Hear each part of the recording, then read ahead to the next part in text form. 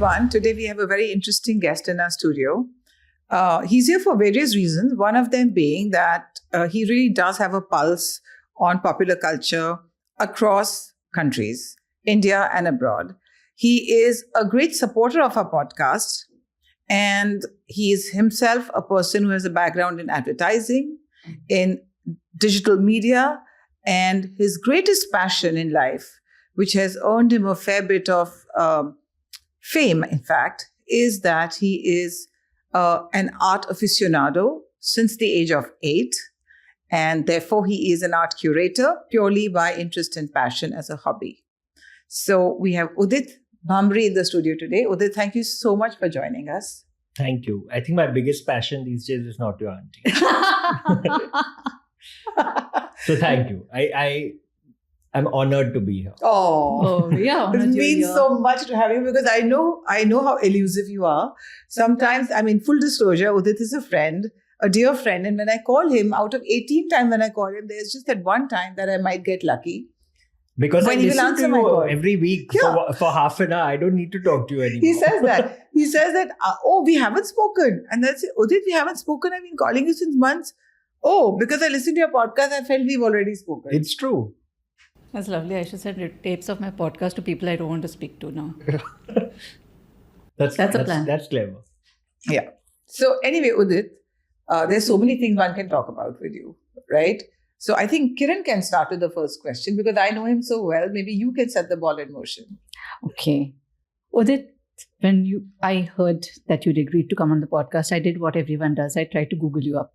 There's nothing available there, except for little bits here and there. And I know that you're very passionate about popular culture, about people's behavior. And there's art. That's a very eclectic mix with it.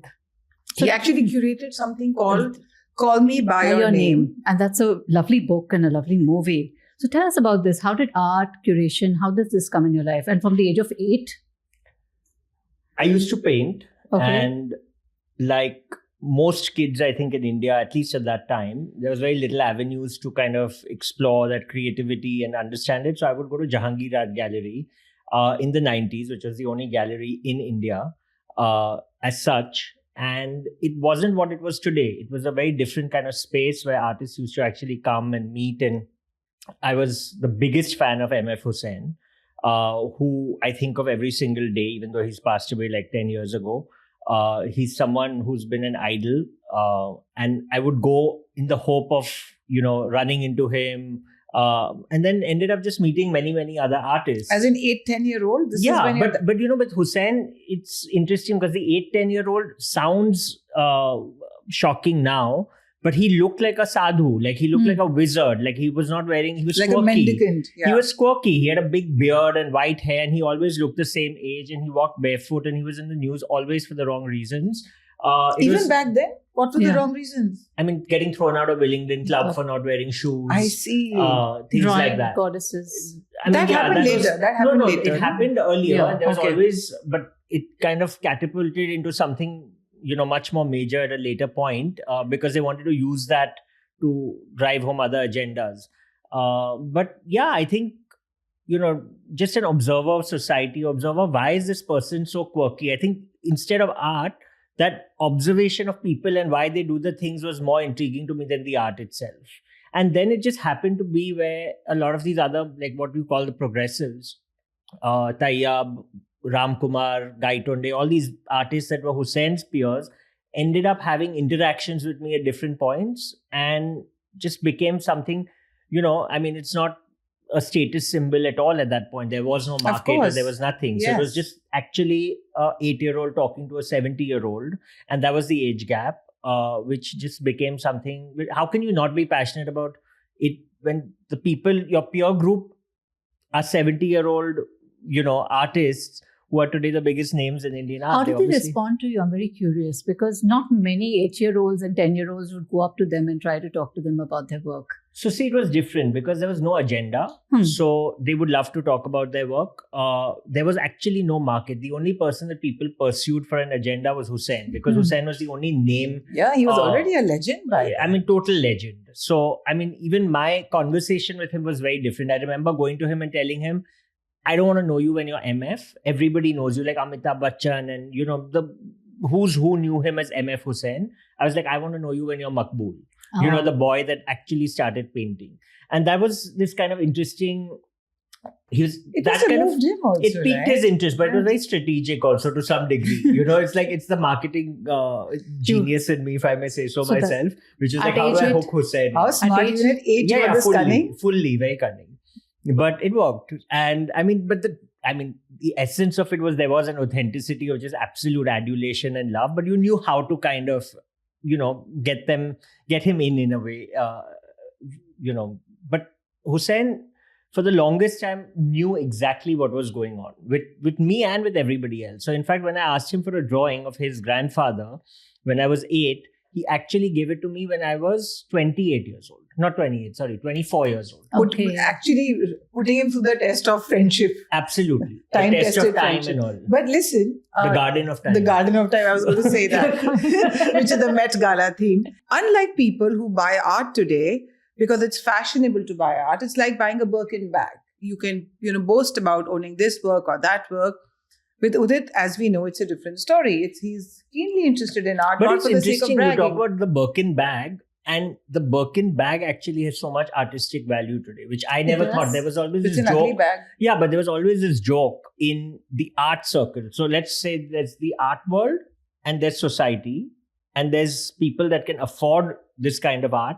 And while you need them and there's a symbiotic kind of relationship, it's also a love-hate kind of relationship. You're dying to make fun of the people who are also, indulging in this, because you hear weird things, like I want to match the art with the color of my sofa. Tell us about the I worst want things. flowers. Yeah. No, so I'm saying Birkin, it always used to be like, there was a thing. There are things that become things in the art world where the serious people would be like, scoff at it. It's almost like scoff at it, but it's almost becomes a cliche where you say something like, I'd rather buy a painting than, like women would say this, like I'd rather buy a painting than buy shoes and bags. And that makes her intellectual. Makes her intellectual. Sure. Yeah. Because it's like, I don't want shoes and bags. I don't want jewelry. I want to buy a painting. I'm so hatke. That's right. That was a thing. I'm so sorry. Now that's actually changed because Sotheby's and, a lot of auction houses internationally are selling limited edition bags, and bags are making it to museums. Fashion is making it to museums. Fashion is, the lines are blurring actually in some ways, where fashion and art are kind of merging with each other. So, what we've scoffed at one point is, and it's like art is an investment, the bag is an investment. Or art works because it's intellectual, but the bag doesn't because there's no intellectual thinking to it. Or art works and is justified to spend top dollar on because it will appreciate, the bag won't. But those lines are all blurring, and I think it's happened maybe post-COVID. No, about Birkin, since you brought up, what is your personal take on the aesthetic of a Birkin? Forget its perceived value, its market value, and the entire marketing. And see, you are also a marketing maven of sorts, right? I think it's marketing genius. I mean, obviously it's marketing genius. We know that. Like, they've managed to get everybody to want the bag without thinking about by the creating a very aesthetic of limited it. supply and making women desperate to get onto the list. Yeah, I don't have an opinion on the bag from those I know who've carried it. I believe it's very heavy. The big ones, and I mean, coming from your Barbie episode, they can't stand straight. When you said their bodies are built in a way where they can barely hold themselves up. That's right. So I believe the Birkin, you always have some sort of a tilt. I'm not sure that's great for your posture. The Birkin ladies tilt. And then I know a very big art collector who actually doesn't ever, when she goes and shops for bags, she doesn't actually carry the bag herself. She makes her husband hold it. So I asked her once, I said, why are you making your husband hold it? She's saying he's going to have to carry it at a party, right? Like, I don't have to carry the bag. It has to look good on him, not me. Are you serious? Yeah. What an emancipated man. Yeah. I don't know many husbands would be happy carrying the wife's bag for like you can say, do you hold it for a minute? But just carrying it is something, wow. I mean, if I ask my husband to hold my bag for even a minute, he acts like, you're taking him to mine holds it if I have to take my lipstick out. I mean, if they carry a trophy, they can carry the bag also. No? Well said. Touché. I guess. Yeah. You're quite right. Okay. Fashion. I was curious about fashion as an investment. You're speaking about bags as an investment, art, of course, as an investment. And now with the Met Gala coming up, fashion has sort of crossed over into art. So fashion as an investment, how do you see that? How do you perceive that? So I don't have, clearly you can see I'm not the most fashionable person in the room. But you're very that in your quiet fashion, quietly fashionable. What is that called? Quiet luxury. We could pull this off if there was no cameras, but unfortunately. I bet you secretly go to Loro Piano and shop over there. No. It's too hot in Bombay most of the time. It's not Masuli to go to Kashmir. Yeah, exactly. Peruvian Kashmir. So, not Loro Piana kind of situation happening. But talking about fashion and investment, I think, again, like going back to the Birkin, in terms of, being a fashion item, I think there are certain things. I don't know.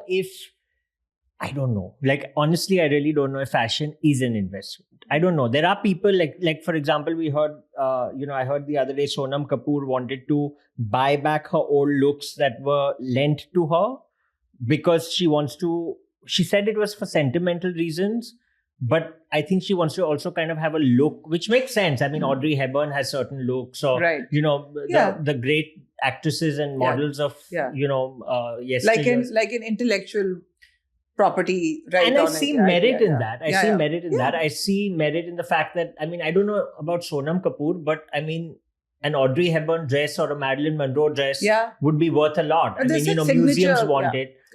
There was a time where Andy Warhol made costumes. So you had the soup cans, which were pop culture reference Campbell soup cans. But I think there are 3 dresses. A friend of mine has one of them in New York. And then there's one. Really? Yeah. Made of cans? No, it's not made of cans. It's just the print of cans. I see. It's like a sleeveless kind of dress. It's a shift. Just a simple shift, right? I don't know what shift is. Like a midi dress. Yeah, exactly. Yeah, with sleeveless, and it's just a really simple dress. And they framed it and kept it up. I think the Met has one. Mm-hmm. When they had the pop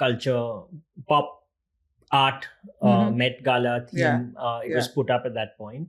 So those are obviously very, very valuable. But I think it's more like costumes as investments rather than just dresses. I don't know if like regular people buying fancy dresses is going to appreciate over time. I wanted to go back to our original question of what are the kind of, why are people so, art as investment, one can understand, but is there a certain degree of pretentiousness involved in talking about art in art circles and wanting to be included there because it's considered highbrow? And what are the kind of conversations one hears at these art parties? I don't want to sound judgmental, but I am judgmental. So we want you to sound judgmental. You're here because you're judgmental. Yeah, of course, there's a huge amount of pretense around art and, needing to have it. And I think there's a lot of conversations that come where people come and say, I'm very also sentimental about this because I was very close to Hussain. So when someone comes and says, we don't like Hussain, I'm like, you can't afford Hussain. Let's face it. Like, okay. Or you don't want to have, because, you're carrying this Birkin and you're living in a 30,000 square foot. So maybe you can afford it, but your priorities are different. So you hear that a lot. Like, I don't want dead artists. I don't want Hussain. Hussein's so boring. It's my grandparents' art. There's lots of competition. There's lots of like poking needles into other collectors' voodoo dolls. Yeah, there's a lot of that happening. So someone once came to me and they were like, oh, you like this artist? Like, she's our grandmother's age. And next thing you know, I heard they were the topmost bidders in the auction who went up to 2 crores bidding for that artist's work and never told me about it. I just found out incidentally. So there is a lot of competition. Wow. There's people who, obviously people come and ask me very often, who should we buy or what should we buy next? And there's been people who come and, it becomes a little bit of a club and someone will come and be like, you have it, I have it. Let's just buy a few more and then tell others before they get on the bandwagon because let's keep this like a closely guarded secret. So do you normally tell people? No, because you can buy it while it's cheaper and then you make it famous so then it'll become. This is like the share market. Do you tell friends? Do you tell friends what they should buy? I tell them, but my new mantra is if I tell you, I have to bill you. So, smart. Because, I was alluding to you not telling me. It's been 3 years now, but it's okay. We'll let that slide. He'll bill you. But I also believe that, you need time to buy this stuff. You can't, like a lot of people, like a lot of things, people like want to buy into everything quickly. So suddenly you've made all your money in the last 2 years in COVID in the share market, and you've bought a Ravi Verma, and you want to believe like you've been this great cultured person for the last, come down from a legacy of people who've, got this work, but you don't. And it's okay. People do that with jewelry. People do that with, costumes, with art. It's okay, but you can't buy time, and you can't buy everything in 1 year. These things, you're building something over a period. Okay, you may not have come from a family which appreciated art, or you may not have bought it yourself at a time when it had no market, for example. You can start now, but don't expect to build the whole collection this year. Build it over a period of time, because you will grow as a person. There's no way you're going to like what you bought everything in the same year. So you buy it over a period of time, I think. There was something very interesting we were chatting about it before we started recording, and you mentioned that we don't have a culture of building our artists. And the artists who were big 20 years ago, nobody remembers them now. What do you think we should do? That really struck me as something I hadn't considered. And why is it the way it is? So I was talking about my physiotherapist to her. Oh yeah, that's so interesting. And take us through that. I take it for granted that everybody knows Hussain, right? Like if you don't know any other artist, of course you know Hussain. And it's because he was a hoarding, film hoarding painter. It's because he used to have chai on the streets. It's because he walked barefoot. It's because he never had a studio by himself. And right? he did a film with Madhuri Dixit. Madhuri Dixit was the top actress at that time. So every single person in the country who was looking up and looking forward to Madhuri's next film after Hum Aapke Hai Kaun happened to be Gaj Gamini, which was Hussain's film. So it's not only like strategic and smart and all of that, but it was also a way to like, how do I bring my art from a white cube space like a gallery and take it to the thing? It was actually called Culture of the Streets. I think the production label of Hussain's was called Culture of the Streets, going back to his own roots and things like that. So I just assumed everybody knows who Hussain is, and 10 years after, I'm like taking it for granted. Everyone knows who he is. And my physio came home the other day, and he was standing in front of the Hussain, and he said, in front of many paintings, and he said, "Are these valuable?" So, I didn't know what to say. I was a little shy about this. So I said, I just said, that's a Hussain. They're from Satgurus. How you ordered them off Amazon. Exactly. Yeah. So I said, that's a Hussain. So he said, "What's that?" So I was heartbroken. Anyway, my leg is broken, but now I was heartbroken. 6 bones and a heart. Yeah, exactly.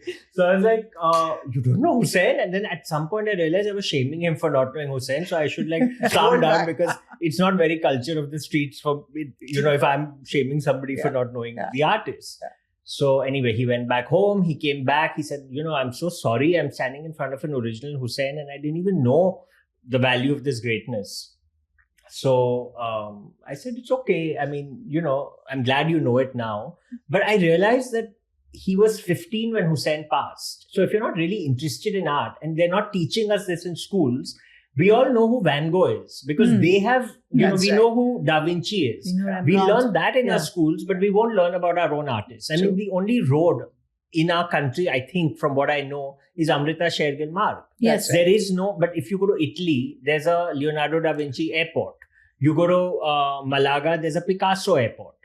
So they've celebrated culture all their lives. But a lot of musicians and writers, roads across India are named after them. But not painters. But Linking Road is called Chitrakar Dhurandhar Marg. And I know this because my GPS says in an Indian accent, take right at Chitrakar Dhurandhar Marg.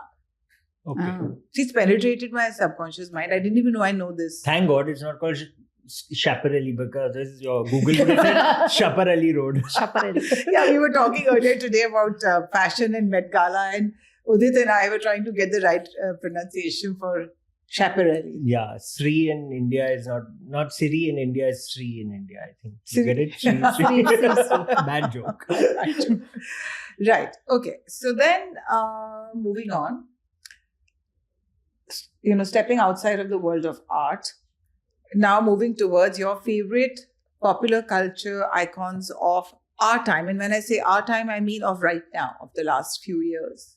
Because you see, popular culture, by virtue of social media now, has expanded into our consciousness. It inhabits a much vaster space across populations and demographics than it did before social media. So talk a little bit about that, because advertising has given you insight into the human mind and human psychology. So it'll be interesting to know what you think of it, because earlier today you were saying that I most easily recognize icons of the 90s. But then I know that you are quite clued in about. My clued in is to the extent of what my Instagram algorithm is. That's enough. That's for everybody. But only my Instagram algorithm. So if I'm watching Killer Whales, then that's my popular culture reference. But otherwise, Urfi Javed shows up a lot. Okay, so tell, what do you think about her? I have to say I was very judgmental towards, her, and I thought she's another Rakhi Sawant and, things like that. But what's interesting is she's become cool to like.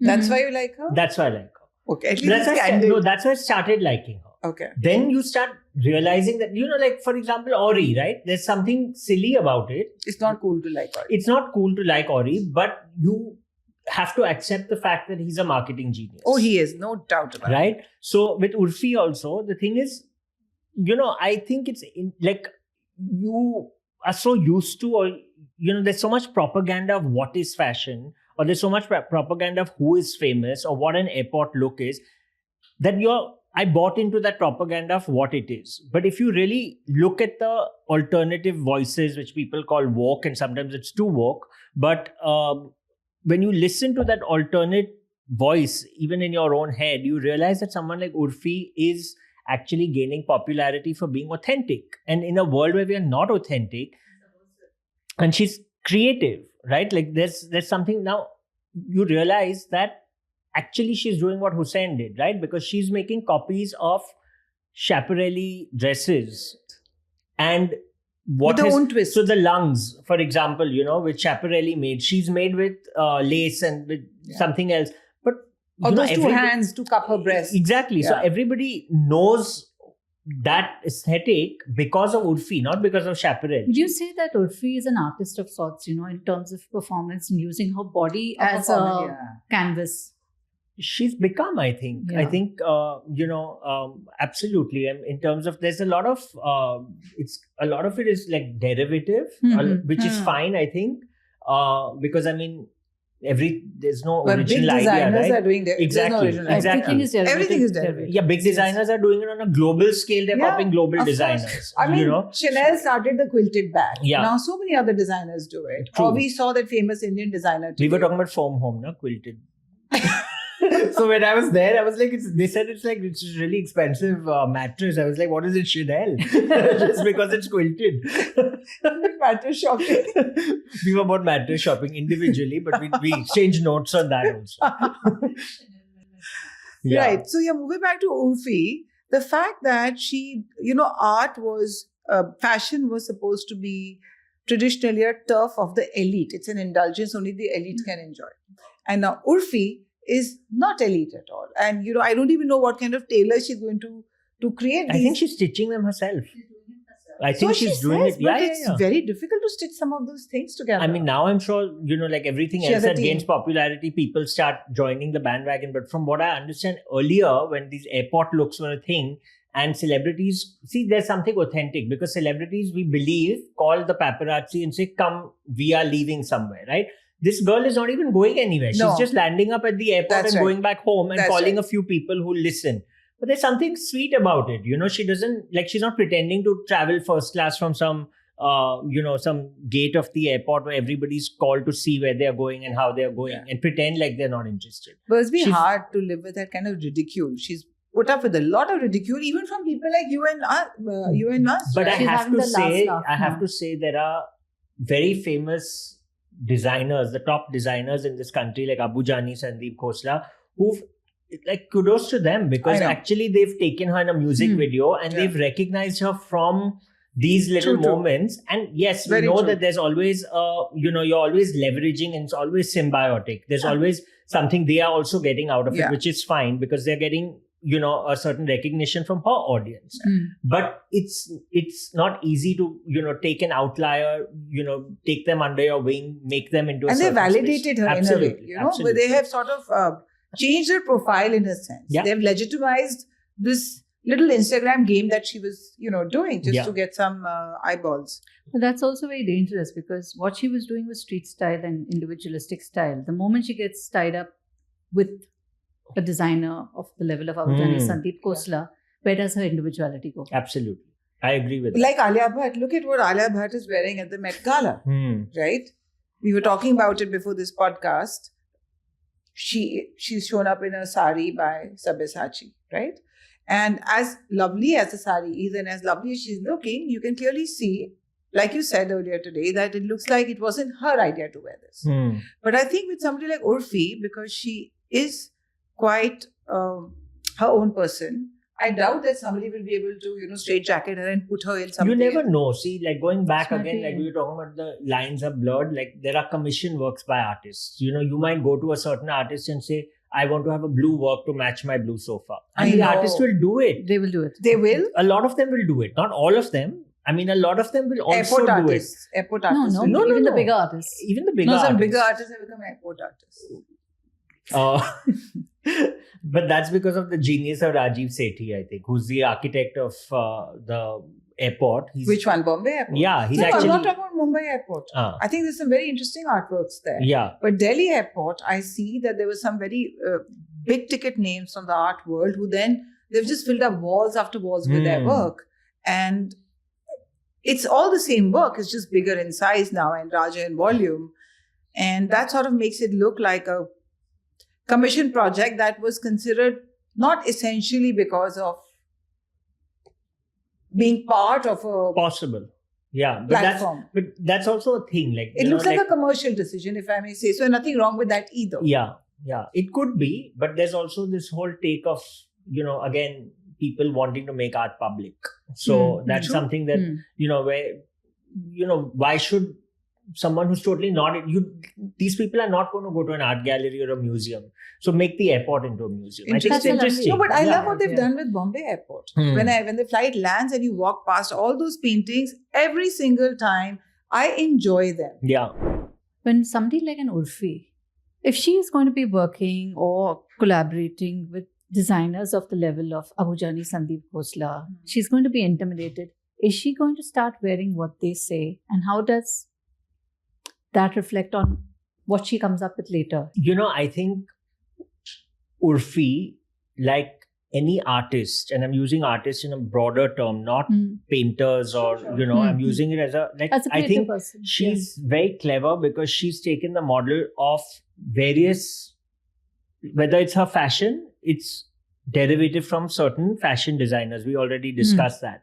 I think her entire persona is what Lady Gaga did with the monsters. And the fans, I think they were called monsters, little monsters or something they were called. So I think, but if you look at Lady Gaga, she became so known for her radical fashion. Yeah. And of course, a lot of fashion designers took her on board when she sang the national anthem for America. She was not dressed, in meatloafs. Yeah, no outrageous clothes. Yeah, so it was, she had no radical makeup and, things like that.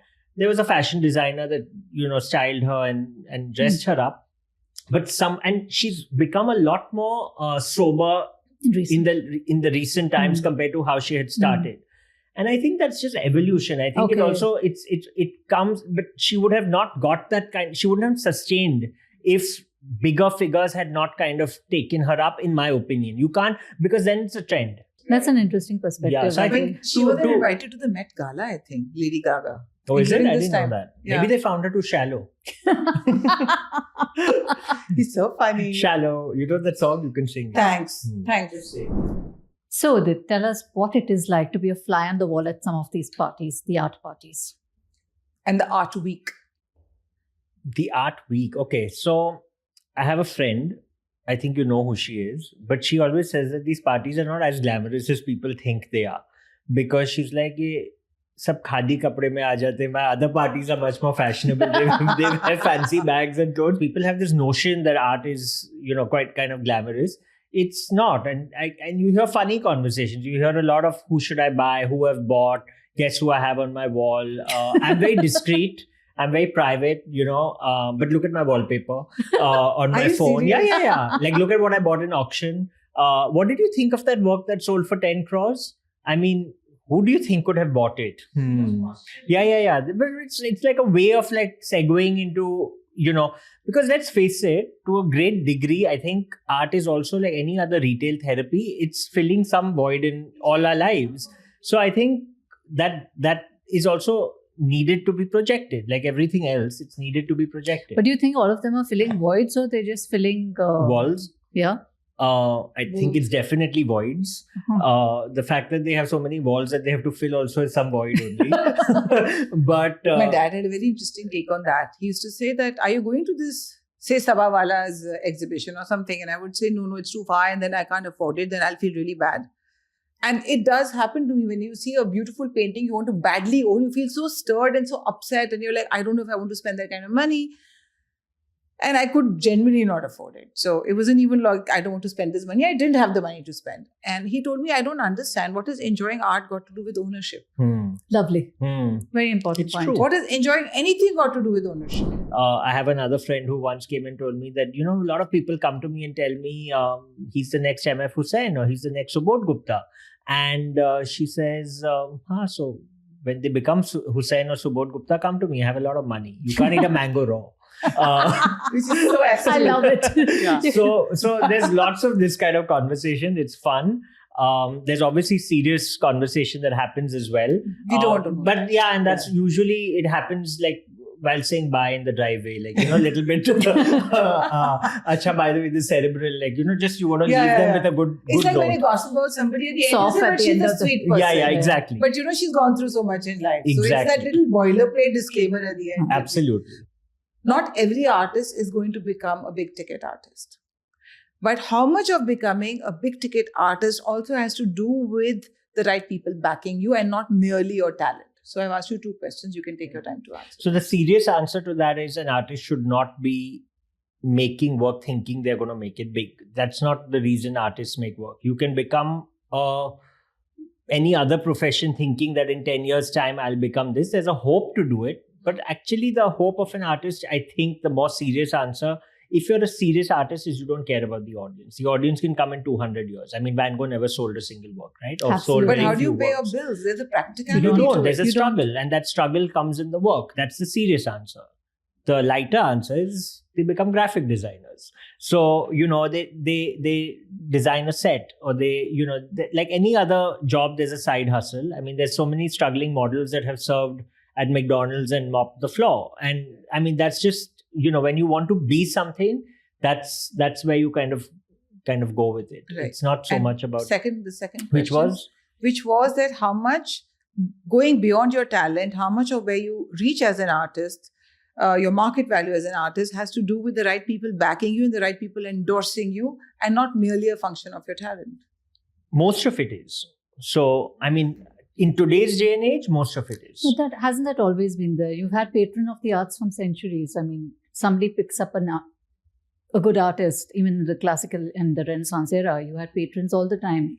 You have patrons, but at the end of the day, the patrons support the art. Here, it's not, the artist is not relying on the patrons. Okay.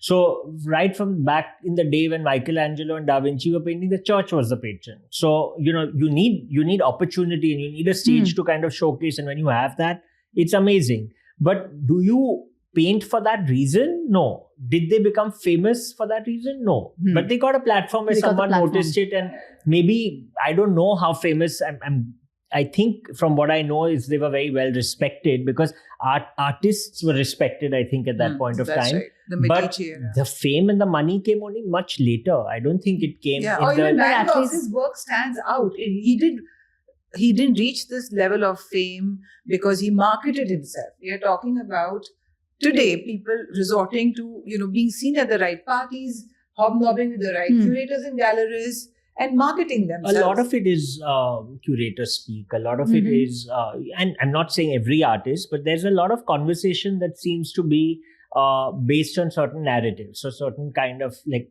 there are artists who say we never made, like, in the 60s and 70s, they were making female artists were making female forms because that's what they related to, but they were not feminists. Now that narrative has changed. She's a feminist painter. She's like, no, I'm just a painter. I'm not a feminist.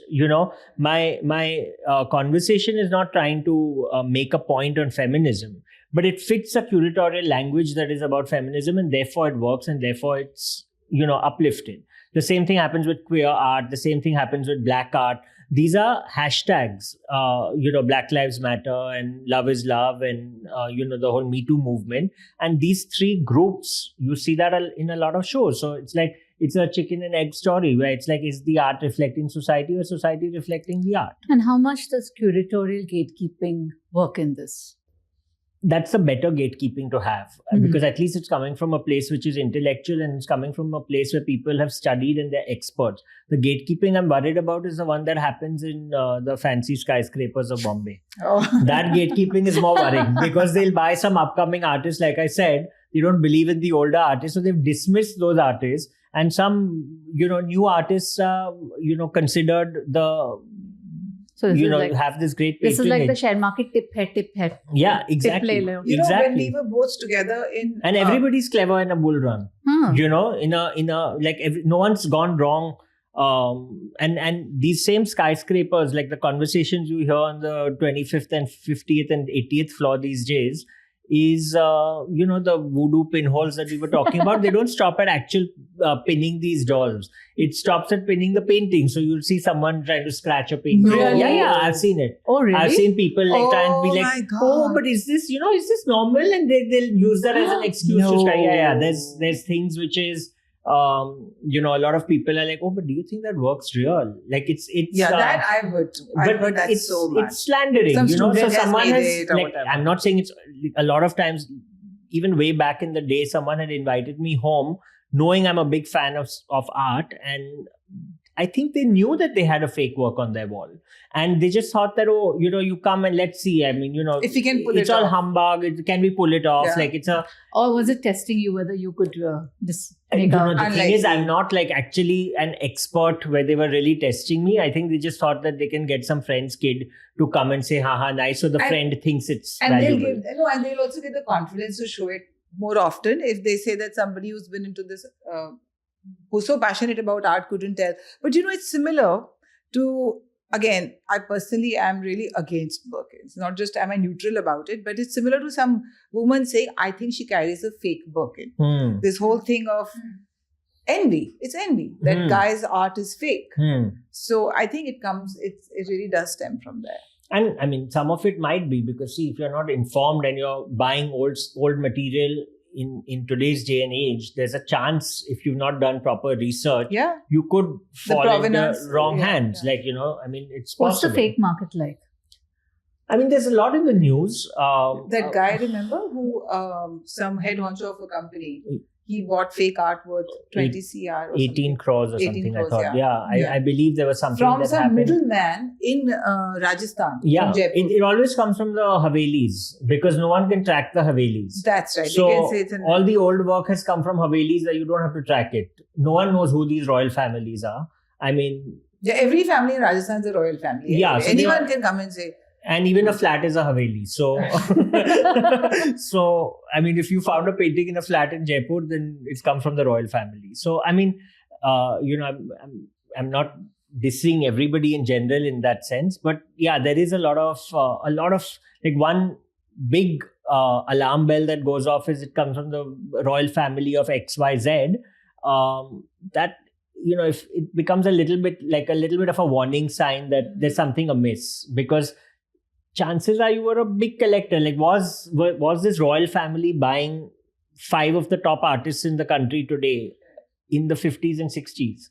Unlikely. So, I mean, it's likely also, but it's chances are it will not happen. Yeah. What do you think of wealthy Indians? And I find this very interesting. It makes for great entertainment. It's really a great aesthetic, easy on the eye. Indians who are now actually partaking in the international fashion scene and, wearing big labels. walking the can or the red carpet, which is not always red, at the Met Gala. What do you think about that? I think it's great. I think India's having a moment. I think, again, I think this whole Ambani culture of international celebrities coming to India, Rihanna or Zendaya, one would think they don't need it. But look at the number of followers. And if everything is based on followers, look at the number of followers overnight that have added Zendaya on Instagram, right? And what that does for her brand endorsements and things like that. So I think it works. Again, I really believe that it works both ways. And, while we might still have a fixation that going abroad is the ultimate litmus test to international fame, but I don't know, because when Deepika Padukone walks on the Oscar to present, I think it's a very big deal, but there's still Aladdin music going on in the background. So they've exoticized her, even when she's come in her amazing Louis Vuitton dress. Beautiful. What a dress that looking was. Like anyone else over there. But she's still the exotic mystic beauty from India who's come with the flying carpet music coming at the background. I think it's like not knowing where to place. I was telling in our last podcast, we were talking about how whenever I buy foundation for my skin from outside of India, they always suggest a wrong color for me because they don't understand where to place this skin tone. They know black, they know white, okay?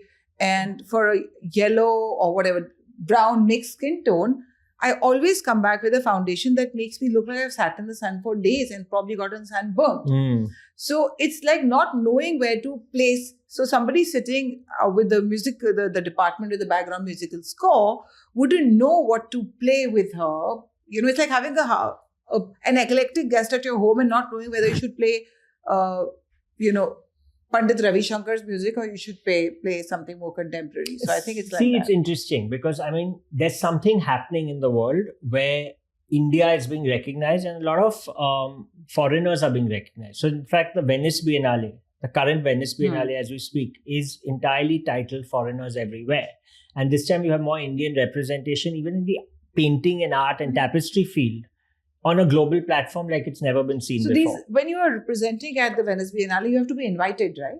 The curator, who's appointed for the Biennale at that point of time, has to think of what fits their curatorial note. So if the curatorial note or the curatorial title is Foreigners Everywhere, they're looking for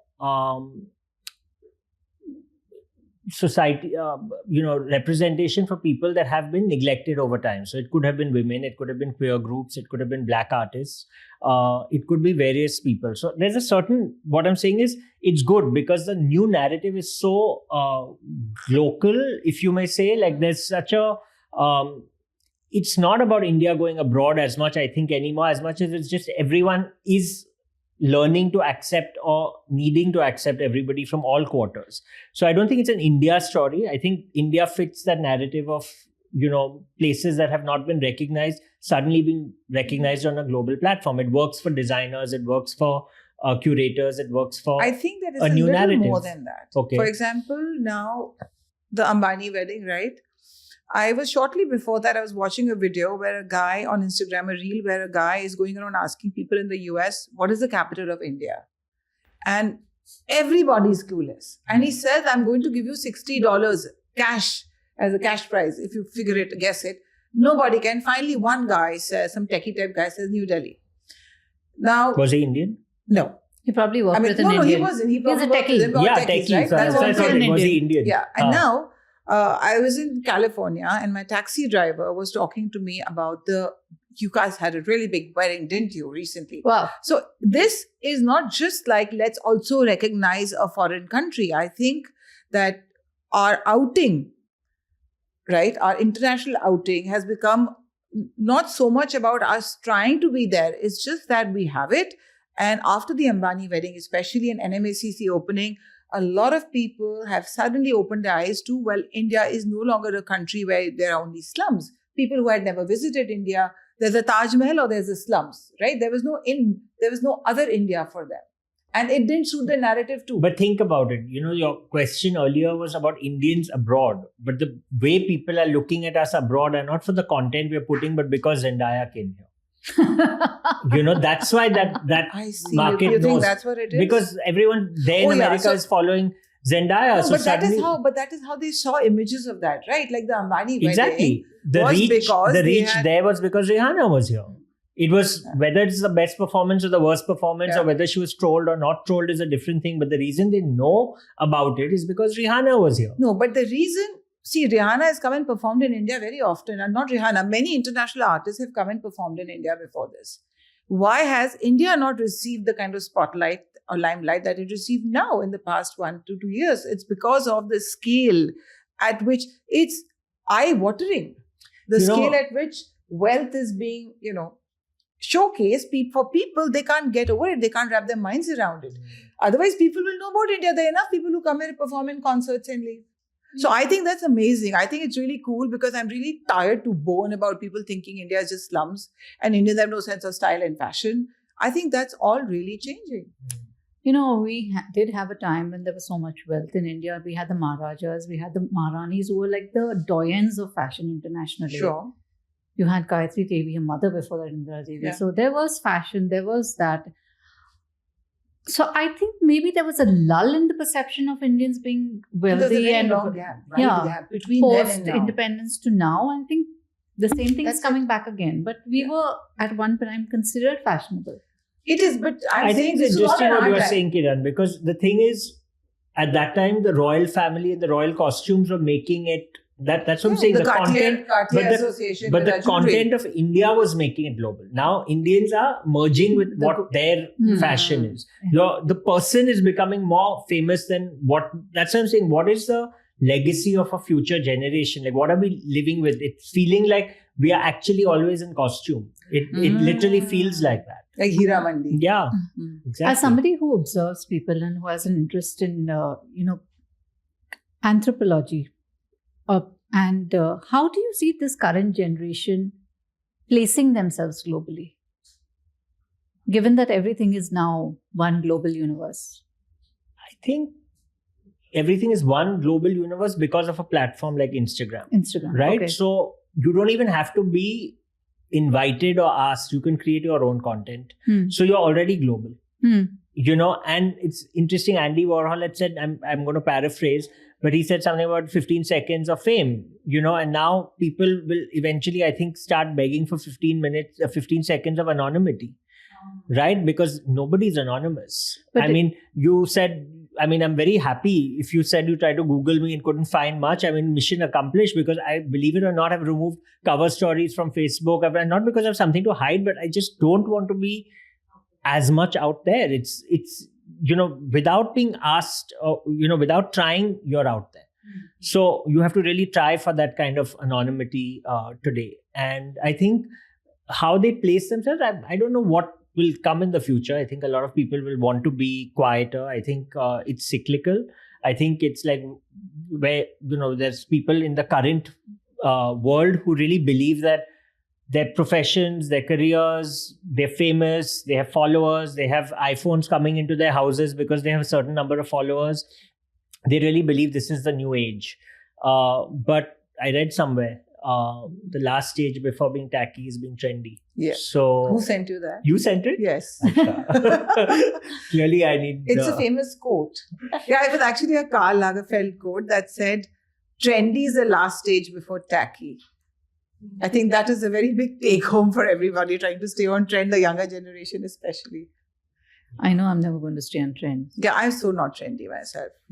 Everyone's tacky now. So if you want to keep up with the Joneses, then you have to be tacky. We were all trendy last season.